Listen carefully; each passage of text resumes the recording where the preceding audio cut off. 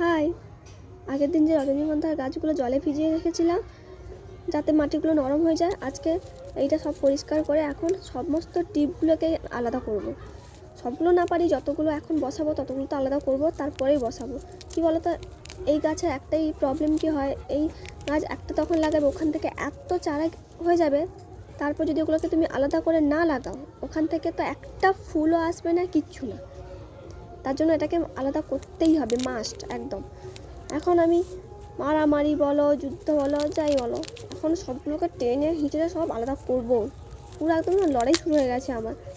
এখানে আমি মাটি বলতে নর্মাল গার্ডেন সয়েল, গোবর আর হচ্ছে খাদ, এটা বেশি। আর যেই একটু বালি মাটি যেটাতে ছিল বসানো গাছগুলো, ওইটা কিছুটা মিক্স করেছি, ব্যাস, আর কিছুই দেইনি।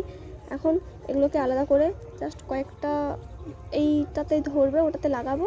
বাকিগুলো ওই একজনকে বলেছিলাম না আগের দিন, যে বলছিল চাইছিল দেওয়ার কথা, ওকে একবার বলবো, যদি নিয়ে যায় তো খুব ভালো কথা, আর যদি না নেয় আপাতত আমি একটা টবেতে বসিয়ে দেবো সবগুলোকে একসঙ্গে।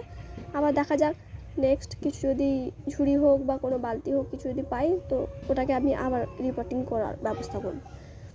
নাহলে এত গাছ হয়ে গেছে, এত জায়গা, বকুনি খেয়ে খেয়ে তো হালত খারাপ। তার উপর এখন তো এই ধানের জন্য কিছু করাও যাবে না। এই আজকের দিন লাস্ট, আবার কাল থেকে শুরু হয়ে যাবে, আবার মোটামুটি 1 মাস তো লাগবেই। তারপর আবার দেখা যাক কী হয়।